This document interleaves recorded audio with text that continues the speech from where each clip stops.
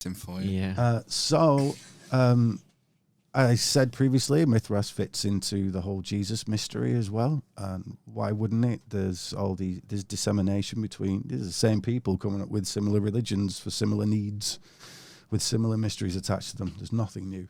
When did the Eye of Sauron come into Mithraism? That's Jesus' wound, looking a lot like a vagina to me. But yeah, I was the going to wound say, of Jesus. Yeah. Right. So Wow. these are the early mysteries of Jesus' death.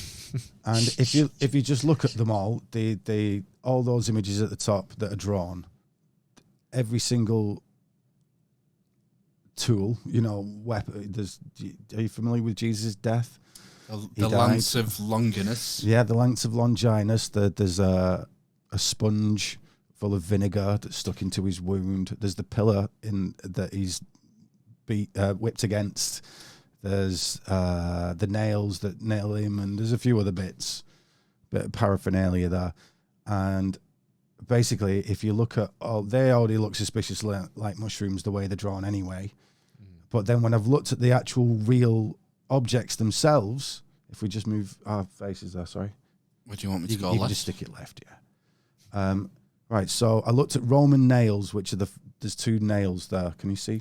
The chromy looking ones at the bottom left, nails, yeah. We're going to go from left to right. Those are two Roman nails that look like mushrooms. The next thing is a Roman hammer, looks like a mushroom. The next is a sponge on a stick, looks like a mushroom. The Lance of Longinus, semi-lanci. The mushrooms are actually called psilocybe semi-lanciata, a short lance. They're literally called a short lance. That's the Latin. That's the Latin name for them. Yeah. Wow. The Lance of Longinus. It's turned into Owen Wilson. Wow. And then I picked up a Roman sword, which just looks like a mushroom. The butt there, the hilt there. The hilt, yeah. Yep.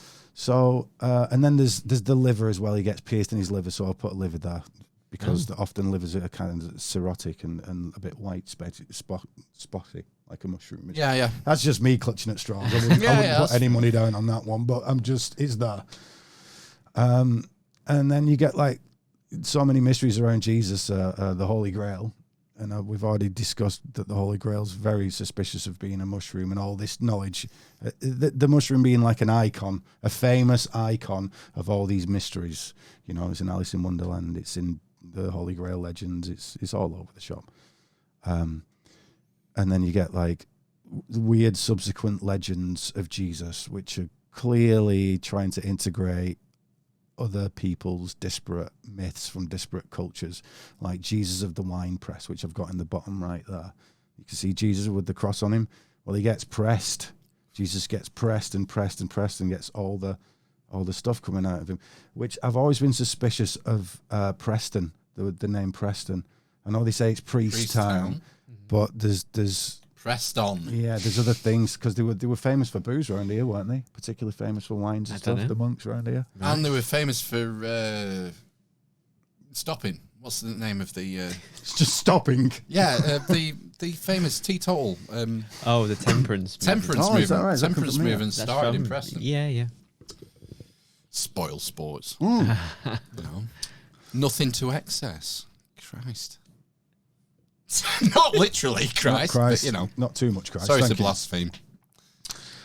So there you go. Other than that, there's some really cool stuff on here that I don't want to go into yet because it's so cool. Should we go? Should we move? Yes, let's move. Right, and then I hear you saying to yourselves at home, okay, yeah, Jesus, magic mushrooms, what you want about? That you just show me some pictures. They could be anything. You're just using pattern recognition. Well, ladies and gentlemen, here's the Vatican. Oh, that one on the bottom, middle far right is fucking freaky. Yes. Like the shroom fountain. That's a serpent's head. Serpent's head. That one. That's in the main viewing hall. I forgot what it's called. Next to the Basilica. So this is the Vatican City, namely mostly looking at St. Peter's Basilica. Basilica coming from the word basilisk, which is a king serpent or a cock serpent. Oh. Yes. Not a cocked. Not cock. Half cocked. Well, cocked, not cock, not a cock serpent. No, a cock. Like a chicken serpent, yeah, with a comb on top. Oh, right, okay. So it just means it's because he's got a crown on top of his head. Okay, yeah. So if you look into the history of the Vatican, there's been lots of things going on up there for a long time. Many gods worshipped on those hills, including Saturn itself, himself, herself, whatever it is. So in previous episodes of this podcast, we've looked at the pillars, and they had double-headed keys and other such devices, which we linked to Janus. Janus being January, opens the key doors to the year, and those are the same as the keys of St. Peter. Here's the key of St. Peter. You're telling me the Vatican's not occulted, Christianity's not occulted. Here's literally a plan view, and is Vatican City as a key. Yeah. The shaft of the key, the actual handle part of the key is the basilica, and then there's a little castle-y thing further down that's got some gardens around it for the head of the key, which I'll point out is a pentagram. Can you see this pentagon shape there? Absolutely.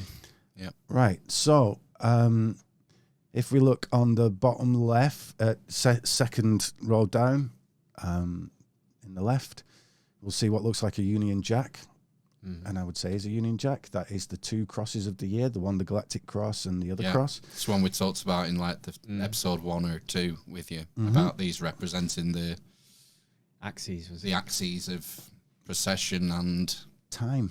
Well, it's time. Yeah. The Cairo. Yeah, It's all linked together. The Cairo, absolutely. That is the Cairo. And in the centre of that Cairo there is an obelisk. We can see the obelisk on the top row, second image. Yeah, obelisks come from, most famous from Egypt, and they're a phallus. And they also cast the time by the shadow, and wherever the shadow falls is the time of the day. If we look on the bottom row, we'll see a Vesica Pisces there, which perfectly describes that ovule that is in the Galactic Cross section. I don't know what to call this section, the time section.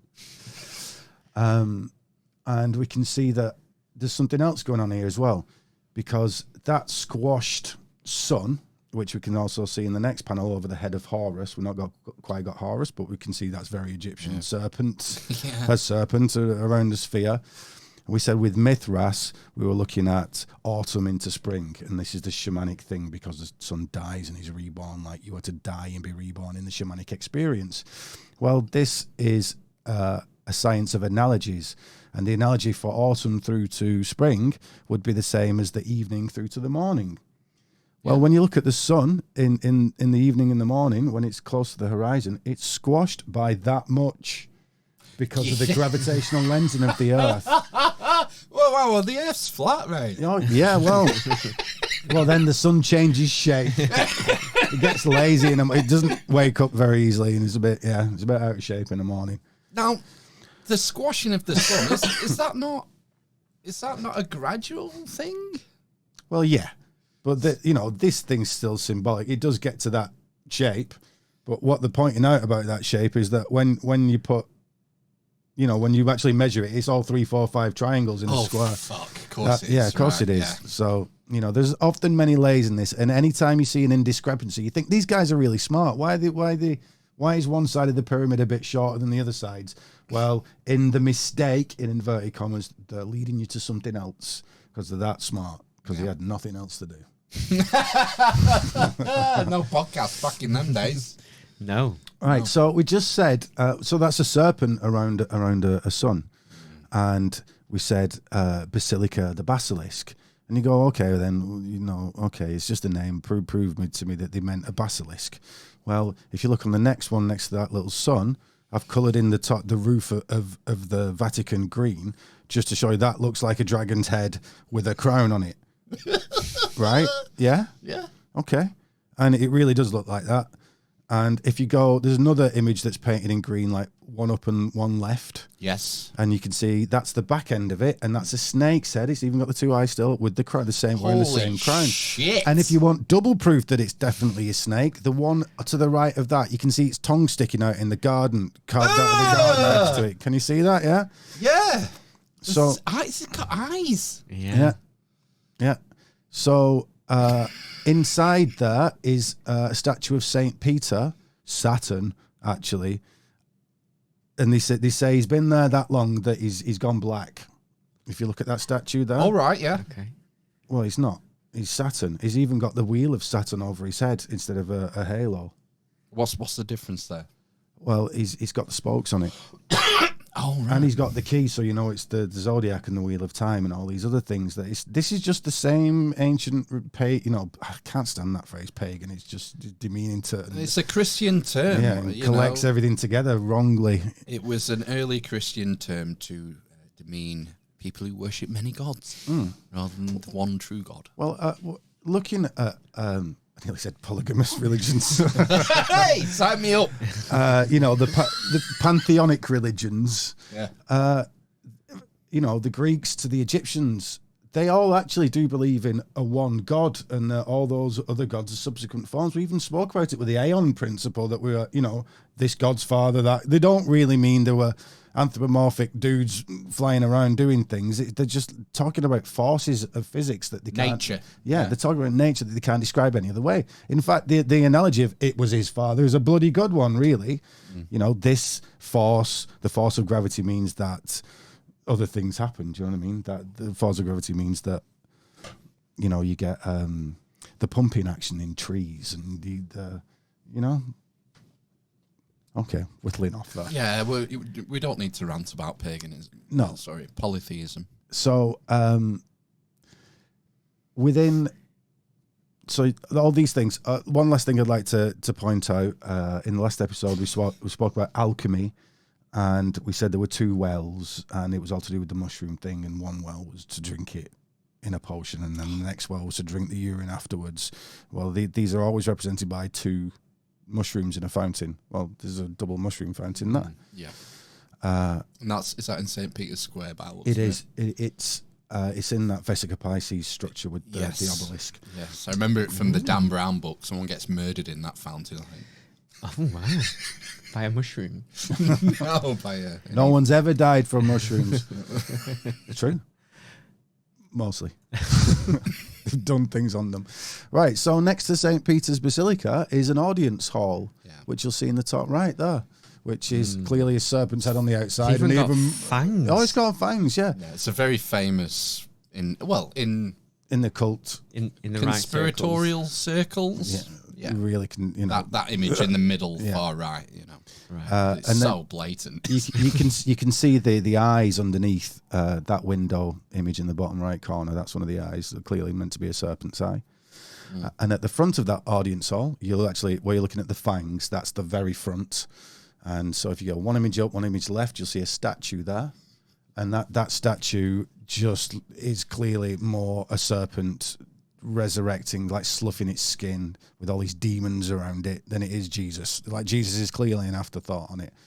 Yeah, it's absolutely mad. Isn't there a picture of the Pope stood in front of that in like a throne or something? It's really crazy. Yeah. Looks like the Emperor Palpatine or something. Oh, like it's that. just, and I think it was that really wrong that they had before this. Yeah, Pope. it was. Yeah, that looked like Emperor The Nazi. Palpatine. Oh, yeah. Apologist, allegedly, whatever. He's dead. I don't think he's going to be suing you. It's just been done again. Well, he's under investigation again for. Is he not dead? No, Ratzinger. Is he not dead? Ratzinger's no. He's under. He's dead. He's getting the hammer down again for. Well, we know what they did. They moved people when they should have been kicked out. They moved. Oh, do you people mean who were troublesome? Okay. The fiddlers. They covered up their own. Yeah. Fuck ups. Yeah. Let's not go there. No. So are we done with that slide? Time to move on. Just one little thing there that I like in the bottom right corner. We've got a coin that was a token for the priestess Vatica, which is where you get Vatican from. And there's a little grape there and some other plants on there that are well known to be useful to oracles and other such people that need hallucinogenics, able to be in a trance state. And that is literally what the Vatican's named after. Gods. Yeah, I was going to say, is it the mould off the wheat? Well, it's particularly getting at this genus of grape. Oh, okay. Or grape-like thing, but there's a potion going on there. Ergot was one of the big secrets of all this thing. So yeah. Okay.